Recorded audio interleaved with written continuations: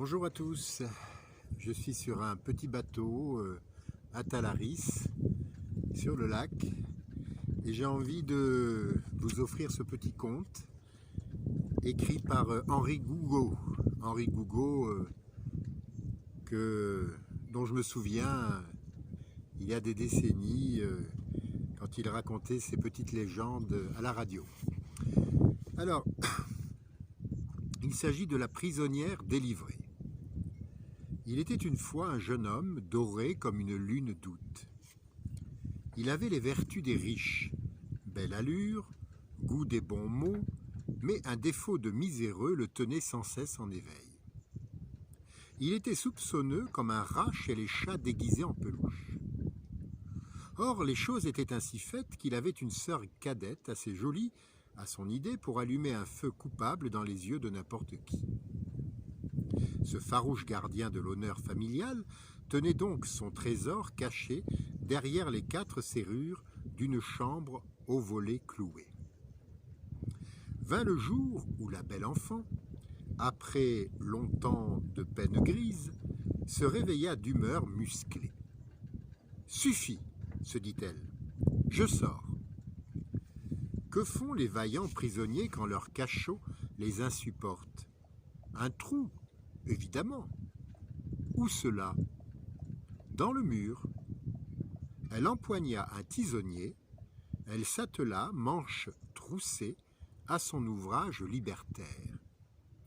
Elle s'obstina, elle s'acharna, et voilà qu'un matin, ou peut-être une nuit, la brèche se fit assez franche pour qu'elle puisse glisser son corps derrière une tapisserie qui dissimulait une chambre aux veilleuses d'or parfumé. L'appartement du fils de roi, on l'avait pourtant prévenu qu'il était son voisin de mur. C'était au jour de sa tristesse. Elle avait répondu « Qui donc ?» distraitement, d'esprit errant. Mais autre temps, nouvelle brise. Elle ordonna sa chevelure, dépoussiéra son vêtement, écarta la haute tenture où était joliment brodé un vieil ermite sous un arbre. Elle murmura, l'œil aiguisé. « Toi qui vois tout, homme sans âge, me voici sorti de ma cage. Tu sais où veut aller mon cœur? Dis-moi le chemin où je meurs. » Elle entendit l'image dire « Entrez sans crainte, bel enfant. Le prince rêve, il vous attend. » Elle s'approcha du lit, dénoua sa chemise, se coucha nue sous le drap chaud. Le fils du roi se réveilla, baisa son cou, ses seins, ses lèvres. Il lui dit, la bouche partout, « Qui vient ainsi troubler ma vie? Quelle lumière dans ma nuit ?» Elle frétilla, elle roucoula, « Taisez-vous, prince, aimez-moi fort, aimez-moi bien d'âme et de corps. » Au matin, soleil aux fenêtres, mais seul, près de lui, l'oreiller et le parfum de l'envolée. Il appela son majordome, il lui conta sa nuit d'amour et son réveil estomaqué. « Elle reviendra, prince, espérez, » lui dit le noble serviteur. « Vous voulez que la fine mouche ne puisse quitter votre couche? Liez donc à votre poignet sa chevelure, abandonnée à la bonté de vos caresses. Elle sera prise et vous ravit. Je vous souhaite un bel aujourd'hui. » À la nuit tombée, l'amoureuse s'en revint, au mur ébréché, la tenture à peine écartée. « Toi qui vois tout, homme sans âge, me voici sorti de ma cage. Tu sais où veut aller mon cœur? Dis-moi le chemin où je meurs. » Et l'ermite sous l'arbre au feuillage argenté, « Entrez sans crainte, bel enfant, il dort, il rêve, il vous attend. » Elle se glissa au lit, légère, énamourée.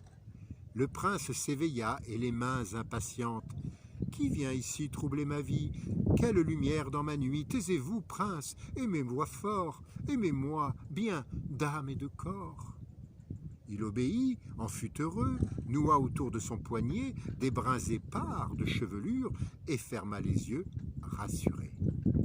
En 2 coups de ciseaux futés, Elle délivra sa tête prise, glissa sans bruit sur le parquet, disparut par le trou secret.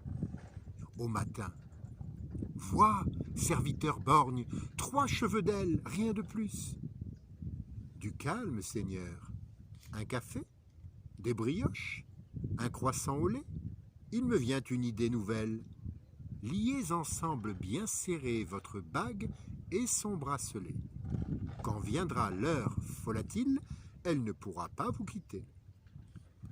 La nuit à peine revenue.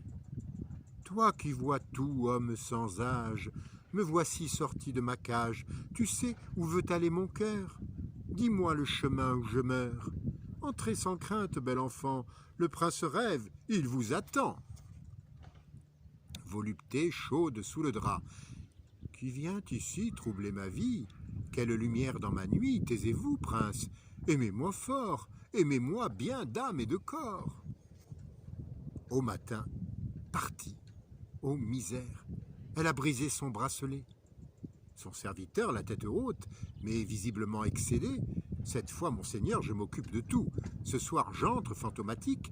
Sans cesser de marcher vers vous, elle ôte sa robe de soie, elle la lance négligemment par-dessus son épaule nue. Je l'attrape et la fais tremper sous le jet d'eau du vestibule. Avant le jour, elle se rhabille. Une traînée mouillée la suit. Vous aussi, dès votre œil ouvert, et voilà son nid découvert. Nouvelle nuit. Des cloches au loin. La belle vient à la tenture. Toi qui vois tout, homme sans âge, me voici sorti de ma cage. Tu sais où veut aller mon cœur, dis-moi le chemin où je meurs. Entrez sans crainte, bel enfant, il dort, il rêve, il vous attend. Le lit tiède, le corps aimé, qui vient ici troubler ma vie? Quelle lumière dans ma nuit? Taisez-vous, prince, aimez-moi fort, aimez-moi bien d'âme et de corps. 1 heure avant le jour, elle essorra sa robe et s'en alla sans goutte d'eau sur l'irréprochable parquet. De 9 mois, elle ne revint pas. Le prince, errant dans son palais, ne déjeuna plus que de larmes. Et voilà qu'un matin, miracle. Un nourrisson, sur l'oreiller, tendit les mains à son visage. « Seigneur, lui dit son serviteur, c'est tout craché, vous, à son âge. »« Mon fils, miracle, qu'il est beau, mais sa mère, Dieu tout-puissant. » « Laissez dormir le Créateur, je peux le remplacer sans peine. Faites savoir que votre enfant est mort d'une fièvre soudaine. Devant la porte du palais, faites-le poser sur un drap recouvert de fleurs printanières. Toutes les femmes du pays viendront gémir à son chevet. Jusqu'à la nuit, l'une d'entre elles, agenouillée, le pleurera. Sa mère, votre bien-aimée. Ainsi fut fait. La belle vint, le fils du roi la releva, l'enfant s'éveilla, gazouilla, ils l'amenèrent dans leur lit, le lendemain ils s'épousèrent, ils s'aimèrent toute leur vie, le conte l'a dit à ma mère. Il n'est pas d'amour éphémère, dans tous les cœurs bat l'infini. À l'approche de l'été, ce conte s'imposait. À bientôt.